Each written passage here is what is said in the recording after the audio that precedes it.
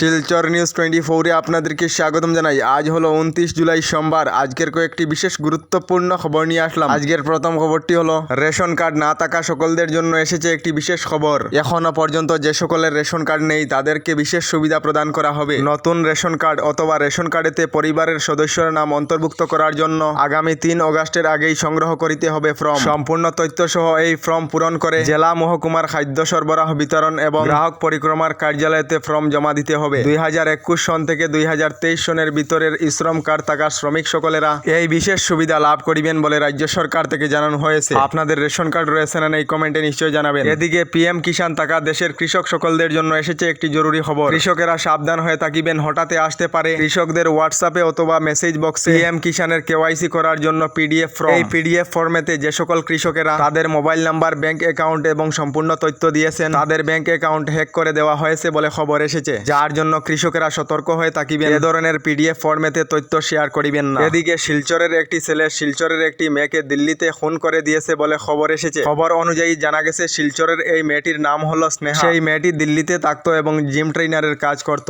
এবং শিলচরের এক ছেলে রাজ কর্মকার এই স্নেহা নামের মেয়েটিকে ছুরি দিয়ে আঘাত করে খুন করে দিয়েছে বলে জানা গেছে। স্নেহা নাথ এবং রাজ কর্মকার দুজনের মধ্যে প্রেমের সম্পর্ক ছিল। হয়তো প্রেমের সম্পর্কে দুজনের মধ্যে কোনো ধরনের ভুল ত্রুটি ছিল, যার জন্য প্রেমিক রাজ কর্মকার তার প্রেমিকা স্নেহা নাথকে ছুরি দিয়ে আঘাত করে কুপিয়ে হত্যা করে দিয়েছে। অবশেষে দিল্লি পুলিশ রাজ কর্মকারকে গ্রেফতার করে নিয়েছে বলে খবর এসেছে। এদিকে অসহনীয় গরম এবং তার উপরে বিদ্যুতের লুকোচুরি, যা মানুষেরা আর সহ্য করিতে পারছেন না। বিদ্যুৎ না থাকার কারণে গতকাল রাতে মানুষেরা শিলচরেতে রাস্তা অবরোধ করে নিয়েছেন বলে খবর এসেছে। জানা গেছে গত 3 দিন থেকেই এলাকাতে বিদ্যুৎ নেই, যার জন্য গরম সহ্য না করতে পারে রাতেই শিলচরেতে রাস্তা অবরোধ করে নিয়েছেন। গতকাল রাতে শিলচর ন্যাশনাল হাইওয়ের গৌরিয়া মাঠের সামনে বিদ্যুৎ গ্রাহকেরা রাস্তা অবরোধ করে প্রতিবাদ জানিয়েছে। তার সঙ্গে স্থানীয়রা জানিয়েছেন অতি সত্বর বিদ্যুৎ পরিষেবা স্বাভাবিক না হলে প্রতিবাদ অব্যাহত থাকিবে। এদিকে এখনো পর্যন্ত যে সকল মহিলারা অরুণোদয় আঁচনি লাভ করেনি তাদের জন্য এসেছে একটি ভালো খবর। গতকাল রাজ্যের মুখ্যমন্ত্রী ডক্টর হিমন্ত বিশ্ব শর্মা জানিয়েছেন রাজ্যের যে সকল মহিলারা অরুণোদয় আঁচনি পাওয়ার যোগ্য রয়েছেন তাদেরকে অরুণোদয় আঁচনিতে অন্তর্ভুক্ত করা নিশ্চিত। শীঘ্রই অরুণোদয় 3.0 আঁচনির অধীনে রাজ্যের যোগ্য মহিলাদেরকে অন্তর্ভুক্ত করা হবে। আপনারা রাজ্য সরকারের অরুণোদয় আঁচনি লাভ করেছেন না কমেন্টে নিশ্চয় জানাবেন।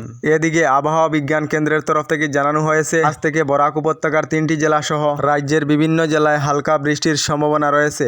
এদিকে দেশের বেকার কোটি কোটি যুবক যুবতীদের জন্য এসেছে একটি ভালো খবর। এবার থেকে বেকার যুবক যুবতীদেরকে প্রতি মাসে 5,000 টাকা করে ভাতা দেওয়া হবে। তবে দেশের বেকার যুবক যুবতীরা দেশের শীর্ষ কোম্পানিগুলিতে ইন্টার্নশিপ করিতে হবে। প্রধানমন্ত্রী ইন্টার্নশিপ স্কিমের অধীনে দেশের বেকার যুবক যুবতীদেরকে 12 মাস পর্যন্ত 5,000 টাকা করে ভাতা দেওয়া হবে। কেন্দ্রীয় সরকারের এবারের এই বাজেটে সিদ্ধান্ত গ্রহণ করা হয়েছে। এদিকে এখনো পর্যন্ত সরকারি গড় না পাওয়া লোকেদের জন্য এসেছে একটি ভালো খবর। কেন্দ্রীয় সরকারের 2024 এবং 25-এর বাজেট ঘোষণা হওয়ার পর প্রধানমন্ত্রী আবাস যোজনা গ্রামীণের লিস্ট জারি করা হয়েছে। এই লিস্টে যে সকল লোকেদের নাম রয়েছে তারা শীঘ্রই সরকারি গড় লাভ করিবেন। পিএম আবাস যোজনার অফিসিয়াল সাইটে গিয়ে নতুন লিস্ট চেক করিতে পারিবেন। আপনাদের লিস্টে নাম রয়েছে না এই কমেন্টে নিশ্চয় জানাবেন। যদি লিস্টে নাম না থাকে তাহলে অনলাইনের মাধ্যমে সরকারি গড়ের জন্য আবেদন করিতে পারিবেন। আমাদের ডেইলি খবরগুলি ভালো লাগলে আমাদের ভিডিওতে লাইক দিয়ে চ্যানেলটিকে সাবস্ক্রাইব করে নেবেন।